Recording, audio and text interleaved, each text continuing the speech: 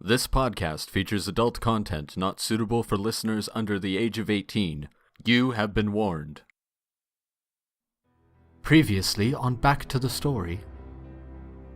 And bursting out of the clouds from the northwest, you see something coming out of the sky.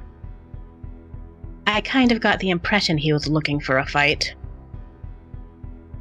You wake up from this daydream, from this nightmare.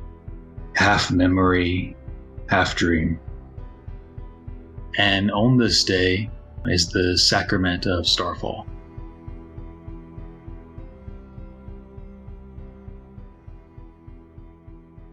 Alright, so if you're ready, jumping back in. You guys had just seen, or is George, your character, had just seen this snow cone individual kind of pulling off into the alleyway to the side. Looks like he's found just a little crate outside. He's going to sit down. You see him pulling out a little piece of paper. He's unfolding it. There's a sandwich in there. He kind of takes a cup, makes the thing, make another snow cone, begins munching on the ice, eating a sandwich, taking a little break. Right. Stroll over down the alley. I'm sorry, we're closed for lunch. And he starts wrapping stuff up and going to the cart. Pardon me, sir.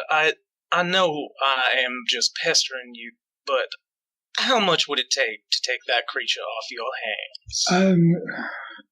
It's my livelihood. I can't really... Yes, well, your livelihood is slavery, and I'm trying to do this the kind way. It's a prized pet. Its first words to me were help. I can feed it more, I think. Now look to the creature. You, my fine thing, what would it take for you to stay with this gentleman willingly? It looks at you, and it shakes its head. And it kind of tries to hold up the chain towards you, where it's wrapped around its wrist. I'm gonna look to the man and just kind of shrug. I just don't see how... It's a funny dance he does. We're friends. And he goes to pet the thing and it visibly shudders away. He's skittish. I'm gonna look either way down the alley. Do I see anybody just paying any attention to us right now? He's not super deep in the alleyway. Actually, give me a perception check. Alright, fine. You see people passing by. You do notice one half-elf that's just kind of looking down the alleyway. As you look, he kind of turns away and walks off he wasn't looking, but clearly was. Listen, good sir. My conscience cannot allow me to walk away from here with that creature chained as it is. I would happily pay you for him, but I advise you, sir, I will be letting those chains come off before I leave here today. He's not for sale, but just curious, what would you offer for him? 10 gold is going to be more than you make tonight, is it? Well, I could make more on several nights. Make a persuasion check. 16. You're not sure if it's your charm or if he's just terrified of you, but he's... well, okay, sure. And he kind of fumbles around in his pocket and kind of gets the key, and then he holds his hand up. That would be... sure, let's call it a deal. That's fair. Then I will hand him 10 gold. He kind of takes it, almost surprised that you actually gave him 10 gold. Puts it in his pocket, and he kind of... He starts to put the key into the thing, and he just, maybe you should do it. That would probably be best. And he stands a bit back. I will need my card back. I'm not going to take your card. I will start to unlock the creature, and as I do, I'm going to put my hand on it and just use lay on hands to cure any diseases it might have gotten. Okay. You notice some of the cracked ice kind of freezes back up. He looks healthier than he did before. All right. Now, no revenge. He let you go without a fight. It kind of flies up into the air. You see its eye like turn towards the gentleman. You see its hand kind of pulls up. Its ice is being... Do not invoke my wrath against you. I did you a favor. Now go. Give me another persuasion check at advantage because you did for him. 18. He kind of advances at you, makes eye contact with you, and looks back at the gentleman. And without breaking eye contact with the gentleman, just blasts the ice into the wall on the alleyway, just like showing him what he can do. As an ice kind of slams into the wall, he kind of looks down at you and kind of turns back into the alleyway, kind of flying into the air.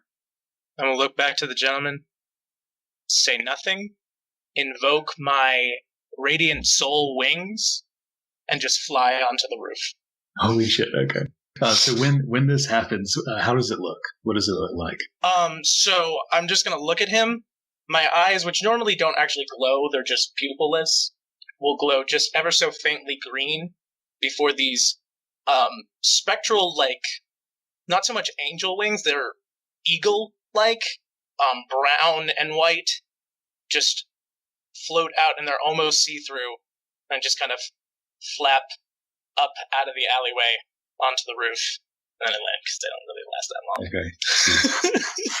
Long enough to get onto the second story roof of this tavern. And you can kind of see the ice mimic kind of leaving in the distance on the top of the snow-covered rooftops.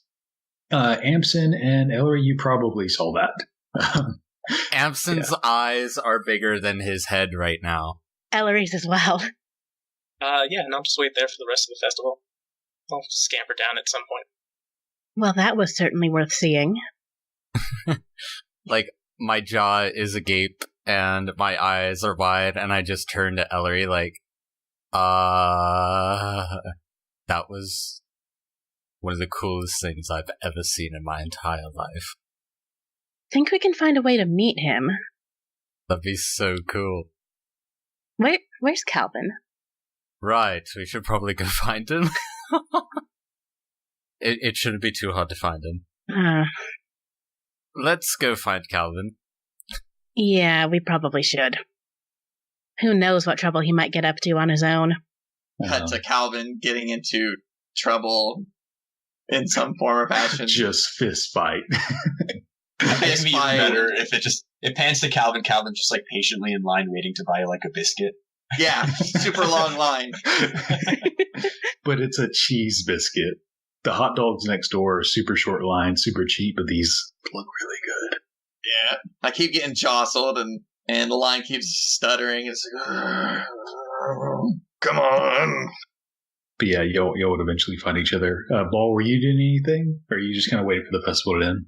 Yeah, I don't think I'm doing much at the festival. Maybe I'm at the temple, just, I think, still dealing with kind of the unusual events in the past few days. Sure. Yeah, and the doors are open on this night, and there's more traffic in the temple than there normally is. People are coming in, and as the sun sets, you notice people begin to light candles, keep the doors open even though it's a bit cold, light some fires in an outdoor fire pit. And you guys notice similar events happening at the festival as well. And it goes late into the night, drinking, celebrating not just this event, but just people being glad that the raiders are gone and stress is off. And as it reaches closer to midnight, you see several individuals, including Varys for Yubal in the temple, withdraw their weapons and hold them out in their hands. Some of them kind of hold them up to the sky as you all kind of pan up to look and wait for it to happen. And you see a large meteor strike across the sky. One at first, and then you notice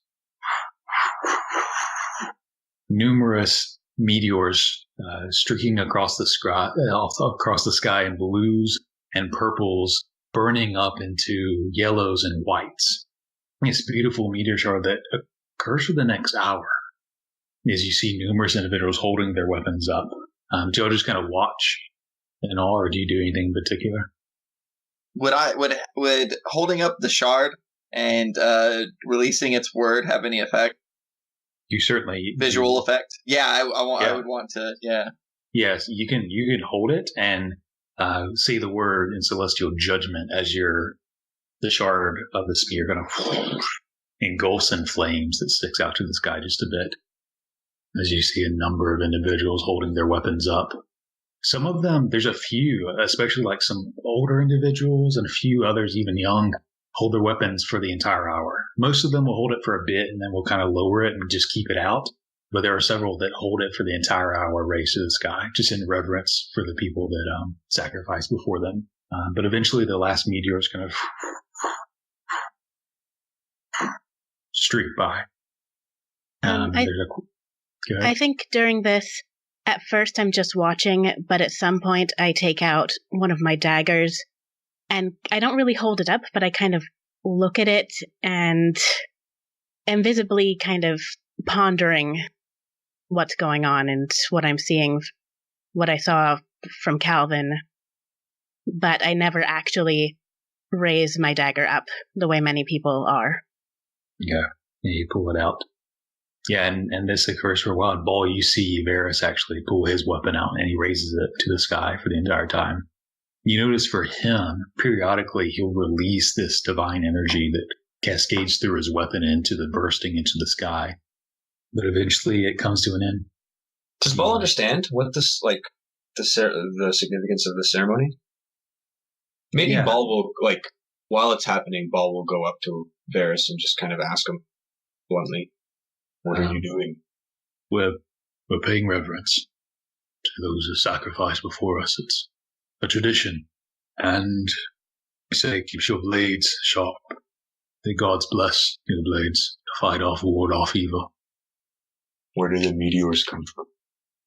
They represent the lives lost defending this world against those who will try to take it and bend it to their will. There will always be evil in this world, but we can stand against it. We can stand. And that's what they did, as he kind of looks up to the sky. And then Bál will kind of like pause for a moment and just follow some of the meteors and then look at him and say, and then we watch as they fall. Yes. They fell standing for life, justice. They fell standing for what they believed in, for their loved ones. They made a difference.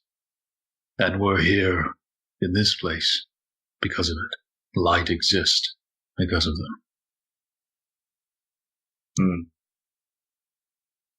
Maybe they were not strong enough.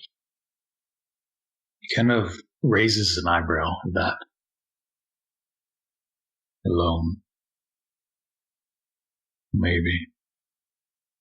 But I think the strongest I've heard of. It takes strength to stand against a foe you know you cannot stand against. It takes strength to march to your death. For your loved ones. For good, for life. Strength isn't about holding up a weapon or lifting a boulder. Plenty of monsters can do that. Strength is about a choice. He kind of looks up at you. You can see his eyes watering a bit, especially one side of his face where you see the scar on his temple. He kind of wipes it away. I thought that too. I hope you are right. With his other hand, he kind of takes your hand and kind of lifts it up towards your weapon. Raise it. Raise it with me. Stand with us. You see Bál pause for a second. And then he kind of turns around for a moment, like with his back to Varys. And then, he'll grab his greatsword, unsheath it, and point it at the sky. Okay. So, pulling it out. You see the various flames and torch lights and candles that they're using to light the sky.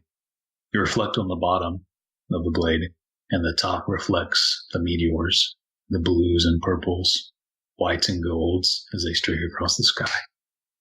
Eventually, the meteor shower comes to an end, and those that held up their arms the entire time kind of relieve and lose their weapons down to their side, leaning over them in exhaustion. Some of the others cheer. Others kind of spill their drinks as they lift them into the air, as the entire city kind of roars and cheers. Eventually, you guys find your way back to wherever you're staying for the evening to go to bed, or you can do whatever you want. I think at some point I'm going to kind of break away from the others that I've been spending the evening with and go in search of a friendly and preferably good-looking stranger to spend some quality time with. There's plenty of inebriated individuals that would be easy pickings. I think I'd go for somebody who's not too inebriated. Okay. Harder to find, but you can perhaps find them. Yeah, everyone's out, or almost everyone's out tonight, so there's a lot of fish in the sea, so to speak. So yeah, you can find someone, follow them home, eventually find rest in some bed, waking up the next day, figuring out where you're going, what you might be doing, taking the next few days to kind of relax, research, contemplate. You guys can do whatever you guys want to do. Can you remind me again what temples are? I mean, I know there was a recently constructed thingy that... Yeah, there's two temples. There's one to Ayin, which is the new temple, and then there's one to Baltimeri. Those are the only two temples. The latter, the Baltimeri, a quick refresher on that deity? Storm, Glory, War. A lot of the raiders seem to worship them. It's as well as sailors and travelers. It's sort of a neutral-ish god, and is worshipped by sailors because they Baltimore's of the storm, the sea, rain, snow. So it's worshipped by sailors alike as well as the raiders. Okay. I know I want to try to fix my spear shard. And I know I want to investigate it. Maybe take it to the Temple of Ayin, maybe both temples, to see if it holds any sort of weight in their courts, so to speak. Okay. As far as, are you fixing it first, or are you going to research it first? I want to fix it first. I want to, I feel like it needs to be resplendent, It needs to... shine in its glory. Okay. And what metal do you want to use? It looks like it's made out of brass. Do you want to use that metal to kind of extend the rest of it? Yeah. I mean, that seems to... What would be an alternative? I'm not a metal clergy. I don't... I'm not either, but you could use like steel, iron, bronze, or some other options. I would consider using bronze. But if it's if it's brass, I might just kind of stick with the original, just because I don't feel comfortable putting my touch on it yet. Okay. So probably brass. Okay. Yeah, you can get brass.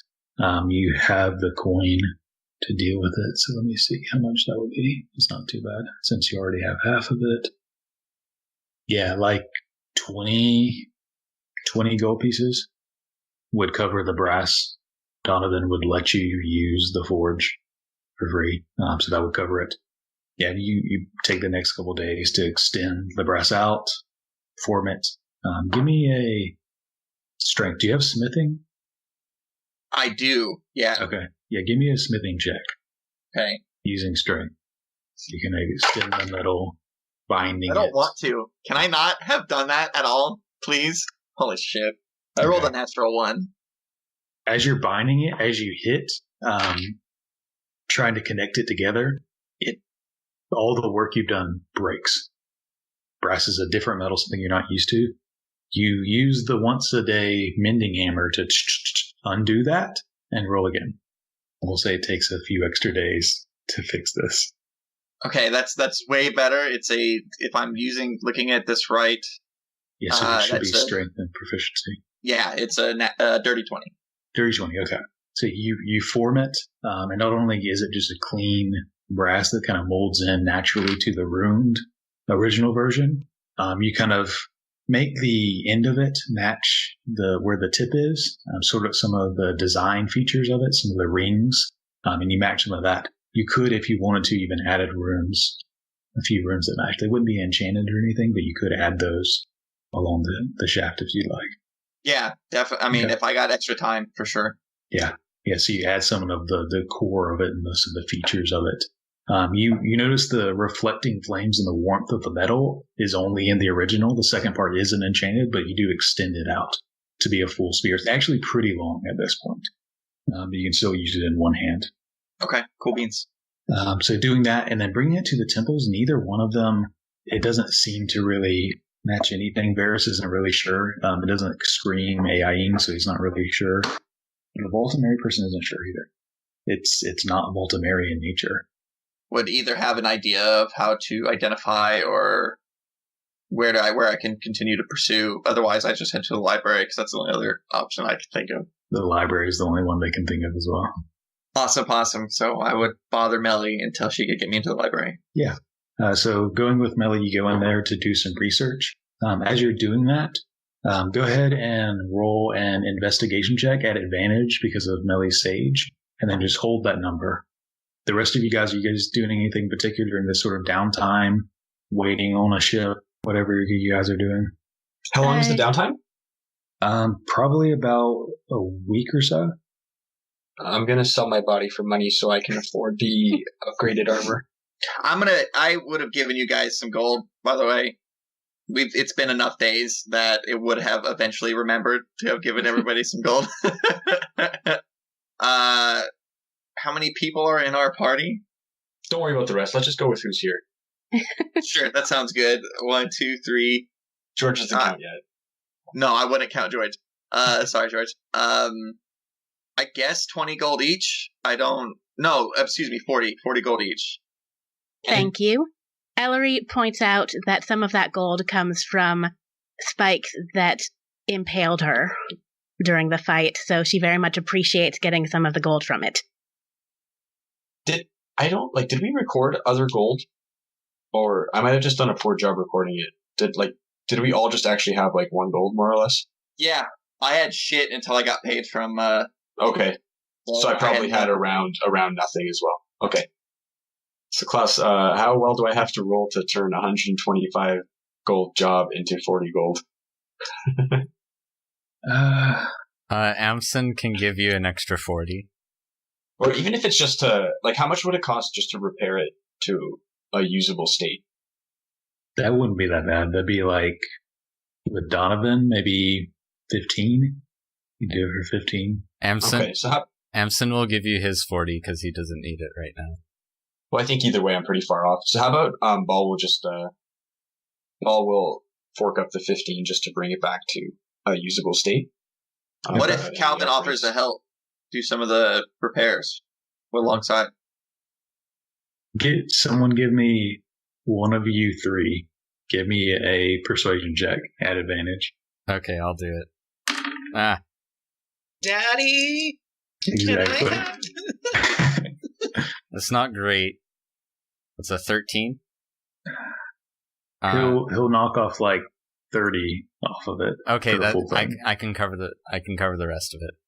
Okay. Yeah. But you can't. So he's kind of cutting into it also a little bit, saying 100. It's okay. I don't think Ball's gonna be hustling you, hustling you guys for money. No. Amsen will give it up freely. So that's what I mean. Roger wants the gold so he can get it. Ball's not going to ask for the gold. So Ball will pay the 15 gold to get the armor back into a functional state. It's not a matter of asking. We're too close together. He lives there. I'm practically living there half of the time. There's no way you'd get away from us. Not this. We would have private conversations with Donovan while you weren't there. So Ball gives up 15 gold and gets whatever armor he gets. All right, so Donovan said that he'd take off 30 gold from the 125. Yeah. Okay, I'll pay for the rest of it then. Okay. So a few days later, while you come to retrieve your armor, and it's no longer just repaired chainmail, it's also repaired. But he's also splint in some sheets of metal along the shoulders and the sternum, kind of going into sort of a splint plate almost. The AC is 17, weighs 60 pounds. The disadvantage on stealth checks and the strength requirement is 15, but you should be good there. I'm sorry. I wrote that down. Okay, so you are dealing with that. Was there anyone else that was doing anything? Yeah. I think I would invite... I don't know if invite's the right word. I would ask Bál to come with me to the Temple of Voltimeri. And I think I would say this in front of the whole group, so if anybody else showed interest, I would welcome them along. But I'm specifically asking Bál. Yeah, To come with you Amsen. to the Temple of Voltimeri? Mm-hmm. Yeah, Ball come. Amsen will come. Anybody else? No? Okay. All right. And just to get an idea, I know y'all talked about it briefly. Are y'all like planning to head out in a week, or like what is y'all's plan here? I would assume that if Vesper was here, that would be it. Specifically, if Swan was here, the plan would be to pushing us out the door in that direction. She might allow us some leeway as we were gone for a while, and she might have to do some splaining to Pappies. But yeah, that'd probably be the next thing that I know of. Yeah.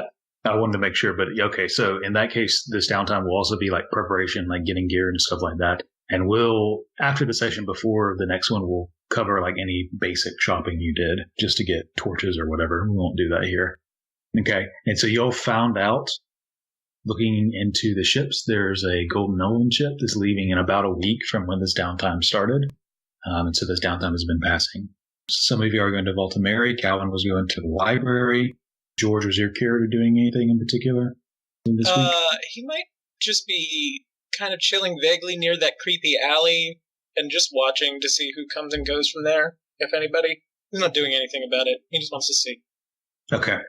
Got it. Okay, so Kalvyn, with Melly, you go to the library and searching through, you rolled a... 14. 14? Okay. Investigation, right? That's what it was? Yeah, investigation. Yep, so and what were you searching for? Specifically, I'd probably be trying to match the runes on the spear. I would try to find some sort of divine entity that associates itself with the spear. Just something to connect this to whatever it's connected to. Okay. So as you're looking, you do find a few old history books of Morthon, which was a kingdom to the north of here. Not too far, probably just a few days, maybe like 2 days north on the coast. You find out that it was once a kingdom to Valisol, had a heavily Valisol influence. The kingdom and the crown was directly tied into the temple. It was one and the same. And you found out through various records associated with these history books that the king became cursed, paranoid that everyone was trying to overthrow him, instilled martial law, and eventually the streets became bare as he just locked everyone up, executed people, and became visibly cursed, is what they say. How does a spear fit into that? The spear, as you're looking onto some of the runes and some of the inscriptions upon it, it seems to be connected with Valisol. Oh, shit. Everything ties together. And sun and craft. And it's unclear if this was a weapon of a knight or a weapon of, at some point, of the king themselves, or how exactly it was tied in, but it's probably related to the kingdom of Morthon somehow. Okay. Yeah. I'll need a little bit to digest. Okay. So digesting that, part of the other group is going to the Adisic harbor, to the Temple to Voltimeri. You see the raiders have been cleared out.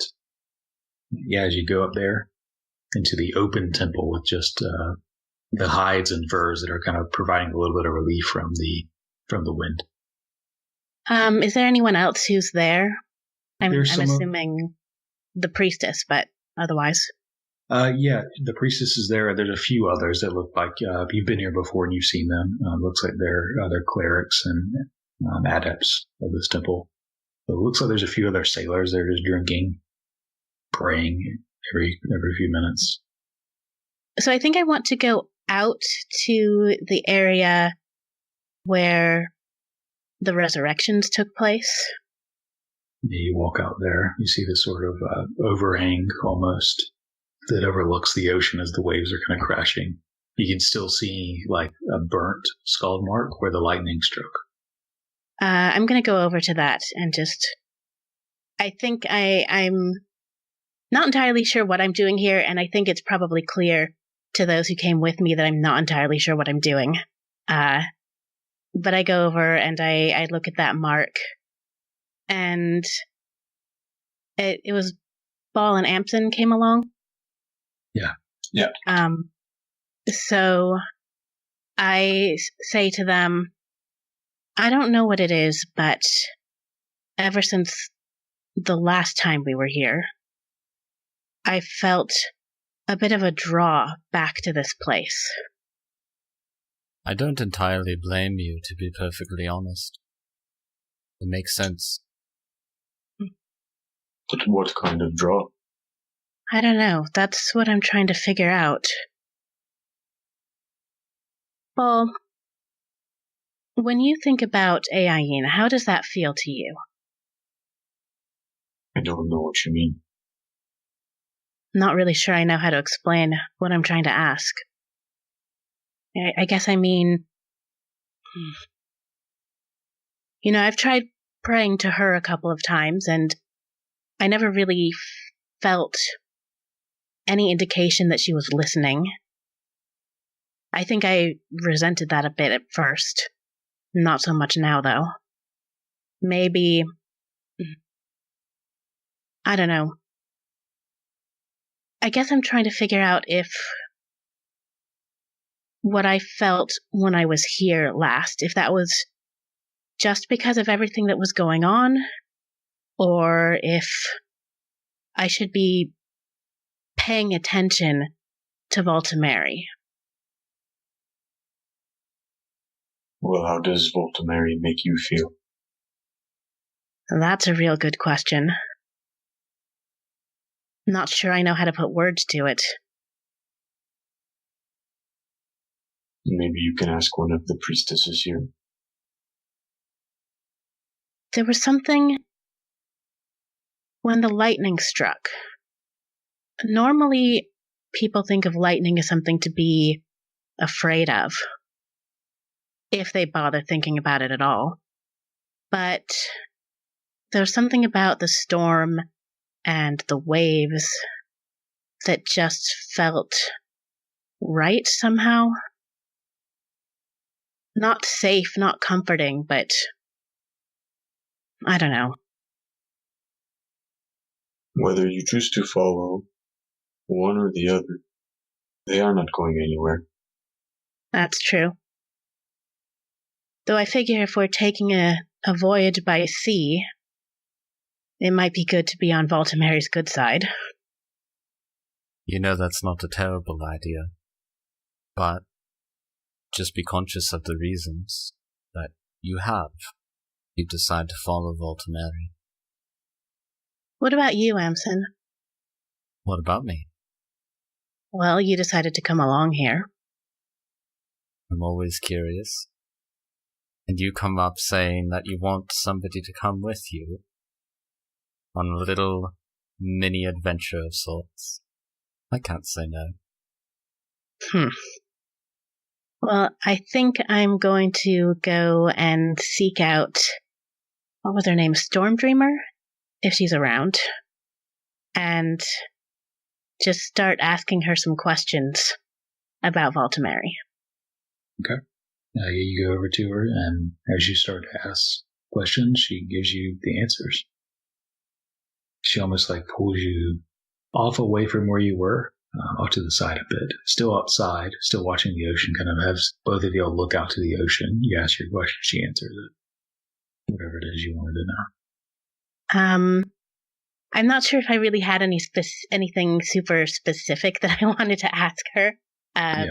But I guess she'll just give you basic the basics. Yeah, background. she'll give you the basics of her Voltimeri being powerful like the storm, both feared by some and respected by others. She isn't just the hurricane that destroys villages. She's also like the gentle rain that cools your shoulders after a hot day. She's the wind to the sails. She might challenge your ship upon the sea, or she might bless it with the swift winds. And she goes on, kind of tells you a bit more about her and kind of what she's done, and how she's an endless wanderer trying to find her home. And so she has this kindred spirit with wanderers and sailors and travelers of all sorts. But yeah, she gives you the rundown on her. And as that's happening, George, your character was just watching the tavern. Give me a perception check. So you're just kind of watching, leaned up against the wall by the alleyway there, or looking down it. You see people coming to go out the front door. You don't see you do notice there's a side door into the tavern that exits into the alleyway, but you don't really see anyone cross there. But after a little while, you kind of hear a clearing of throat. You kind of look to your left and you see a gentleman has come to stand beside you. He's maybe 6'1", so you're a good 7 inches taller than him. He has kind of dark brown, or probably dark brown hair with these piercing blue eyes, and kind of looks up at you. He's probably like 35, 36.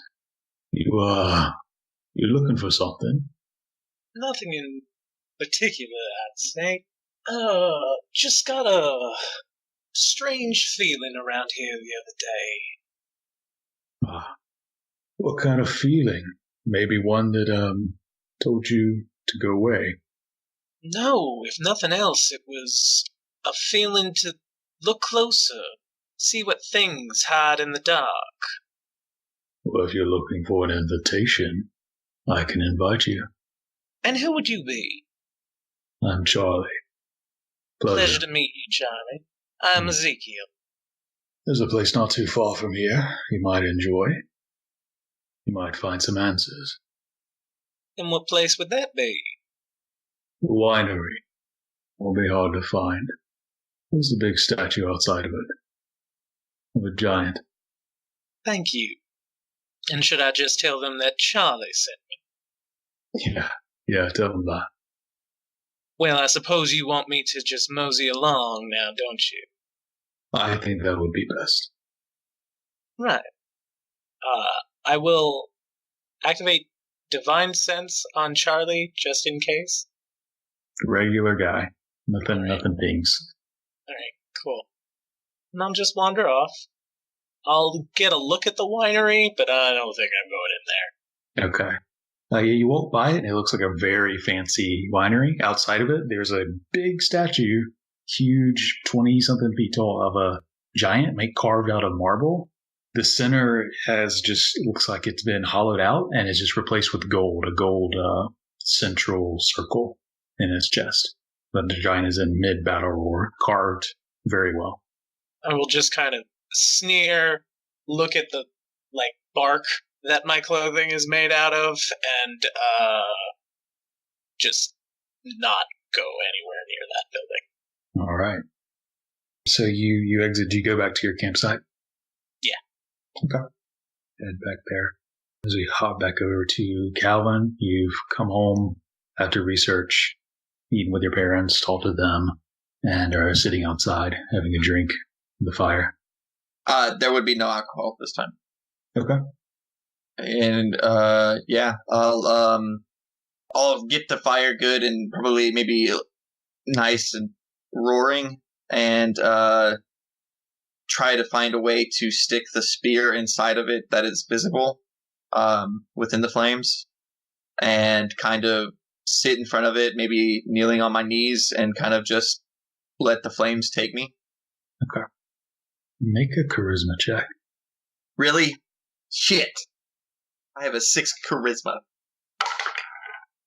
That I rolled an 11, so that's a 9. Okay. You set up the fire to where it gets hot enough to where the metal starts to burn bright. Hot enough that it would burn your hand if you touched the metal again. You watch the flames as they dance kind of over the metal in the heat. You actually see the metal of the pit that is used to hold up the wood is actually glowing as well, starting to glow. You kind of stare into the flames for a while, searching for something, waiting for something. But you just see light and fire. You can see the inscription and the runes upon the first half of the spear, of the shard, to begin to glow as they're heated up. Kalvyn's going to reach for him. Specifically that part of the spear. Okay.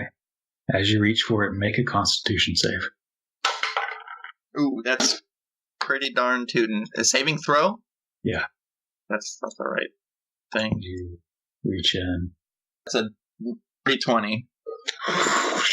You hear and smell your flesh immediately singeing. You take 6 points of fire damage as you grab in, but you pull it out and you hold it there in your hands. You feel the pain surging through your hand. As you do so, give me another constitution save. Same thing. Dirty 20. Okay. You continue to hold it as you take another 7 fire damage. It's going to burn your hand. You can see the flesh, the skin peeling away at this point. You can start to see the red underneath as you hold on to it. Give me one more constitution save. Not as good. It's a 17. Okay. You take 2 points of fire damage that time, 2 ones. As you hold on to it, this time you grit your teeth and bear it, and the pain that's surging through your hand fades. The metal is still glowing bright hot. You can see the flames reflecting in the enchanted shard and the part that you've crafted as well, but the pain fades entirely. You put your other hand onto it and it doesn't burn. You kind of tilt your hand over and there's no mark at all. The flesh is still there. The pain is totally gone as you can kind of hold this burning hot spear in your hand.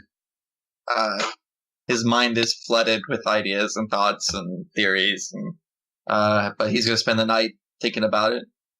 And as you kind of hold up the spear to hold it, you see the tip is glowing brighter than it was before.